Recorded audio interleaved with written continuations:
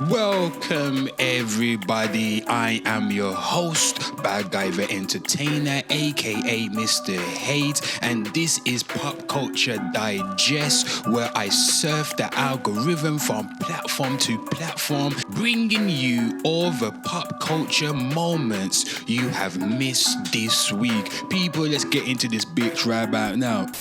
So people, Dame Dash takes aim at the Breakfast Club. Dash files legal action, against the Breakfast Club and Charlemagne, and claims they spread damaging narratives about him. People, look at this right here. You know why I'm suing the Breakfast Club? But I also sent the demand letter to pause the Chris Brown lawyer and everyone that was in that whole circle and scene. The thing is, we on the radio, so if you say I got dirty sneakers playing tonight and they can't see it, then they're gonna think I got on dirty sneakers. And it's gonna get into the algorithm. Game has on dirty sneakers. I don't wanna hear that when I got on new sneakers. Shit, next. Dame Dash slaps Cameron with a $300 million lawsuit. Shit, people, I think it's bogus. I think everybody thinks it's bogus. But anywho, he accuses Cameron of defamation and harassment, escalating their paid in full fallout into a courtroom war, people. And if you don't know about the paid in full thing, next. 50 Cent green lights paid in full TV series, and Dame Dash is furious. 50 Cent develops a series around the classic film with Cameron from Dipset, people, Killer Cam attached to it as executive producer, sparking outrage from Dame.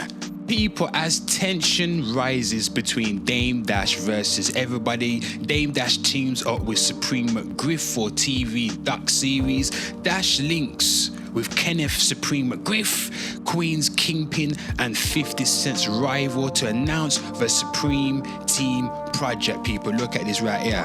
And my experience was great, and I feel like this is the cream of the crop of Queens. You know what I'm saying? Like, you know, this is the upper echelon. They can't get no more thorough than this story.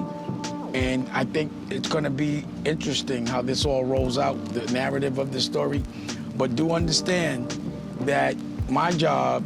Assata Shakur, political activist, has died at the age of 78. The exiled activist and icon of resistance, long a controversial figure, has died in Cuba. So it says here, in 2013, the FBI named Shakur a most wanted terrorist, the first woman ever to make the list. In the still active quest, the government agency described the activist as armed and dangerous, offering a reward up to $1 million.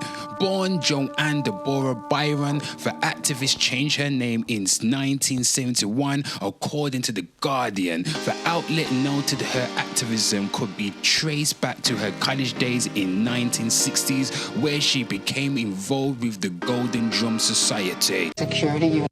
I was put in a maximum security unit in a cell. I was put in a maximum security unit in a cell with 2 guards in front of the cell 24 hours a day, and a cell between 2 gun towers that could train them directly on the cell. I was told that I was in the Yardville unit for women, even though I was the only woman, and they tried to keep me there for the rest of my life. My grandmother came to visit me there to tell me a dream. And she came with all of my family, and everybody was happy. And I'm like, you know, what's happening with y'all? You're in this no. She had a dream. And I was like, okay. And so my grandmother's dream was that she was dressing me, that she was in an old house that she lived in when she lived in New York still. And she was putting clothes on me. I said, is that the dream? She said, that's the dream. And I said, well, was I little or big? She said, no, you were big. So I said, oh my God, the only time people dress anybody when they're grown is when they're dead. And so she said, no, I know what you're thinking. No. What this dream means is that you are going to leave this prison. I don't know when, but it's going to be much less time. Nas wins $5 billion casino deal in Queens, people. The rap legend secures a unanimous approval for a historic casino partnership with Resorts World. People, this is just a week after Jay-Z and Roc Nation's $5.4 billion Times Square approval was just rejected in a 4-2 vote. Whoa. Metro Boomin cleared in civil assault case. A jury finds the superstar producer not liable in a sexual assault lawsuit. Cardi B replaces The Weeknd at the Global Citizen Festival. Days after announcing her pregnancy, Cardi steps in as the surprise headliner.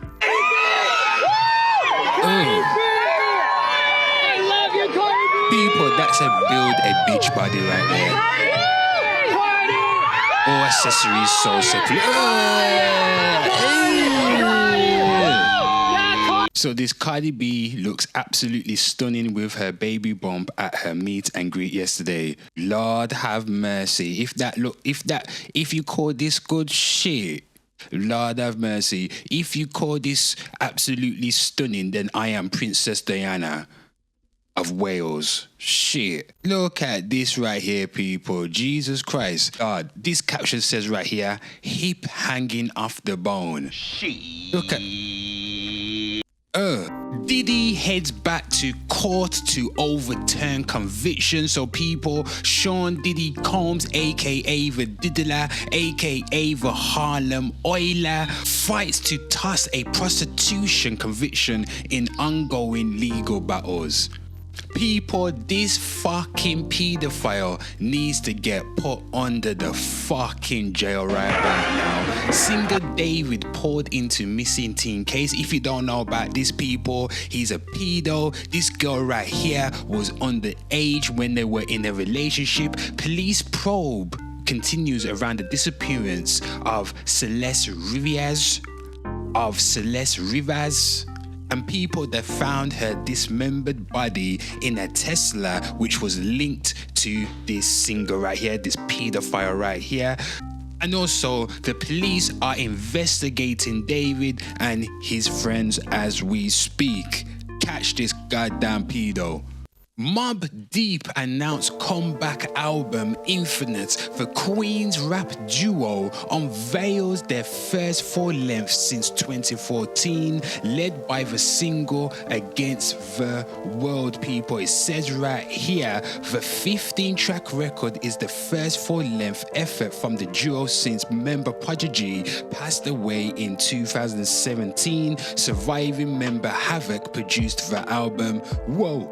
So judge allows Wu-Tang album lawsuit against Skrelly. So Martin Skrelly can be sued for allegedly making copies of the one-of-a-kind Wu-Tang record, people. Sid returns after hiatus, teases new music. So if you didn't know, the internet's front woman is back in the studio and reconnecting with Steve Lacy, people. Next, Rihanna and ASAP Rocky, welcome baby go. Yeah. Okay, cut that shit off. Okay, the superstar couple expands their family with the birth of their daughter. Yay, cut that shit off. Don't give a fuck. Next, new Kanye West documentary Cut promises shocking revelations. So director claims the unreleased version of Ye's doc will change everything. Okay. Internet people, Marvel's Wolverine game hype builds ahead of release. Insomniac teases the darker tone and brutal gameplay of their upcoming Wolverine title. Bloody hell, people, this looks like madness. Shit. J Electronica drops 2 new projects back to back. The elusive rapper floods fans with fresh music after years of silence. It looks like Vybz Kartel Gaza is ready to perform in Toronto for the first time. Despite legal issues in Jamaica, the dancehall legend celebrates his birthday with champagne-themed show. Actor Noel Clarke loses his libel case against The Guardian. Clarke must pay damages after the court upholds misconduct reporting against him. Bloody hell, man gotta pay $3 million on top of $3 million. Spider-Man set shuts down after Tom Holland injury. So filming on Spider-Man Brand New Day halts when Holland suffers a head injury, but apparently he says he's on the mend and feeling a bit better. People, this fucking Spider-Man film better be bloody good, you know. It better be bloody good. It better be bloody good. And internet people, EA FC 26 drops, redefining the football franchise, as they say. People, we are here again for another year to bend over the table whilst FC shafts us up the arse again and again, and we just take it, people. Pause. Shit. And people, that's all for Pop Culture Digest. People, slide into the comments and let me know what you think about this particular format. Your feedback helps me improve the goddamn channel. Let me know. But people, guess what? Tell your friends about me.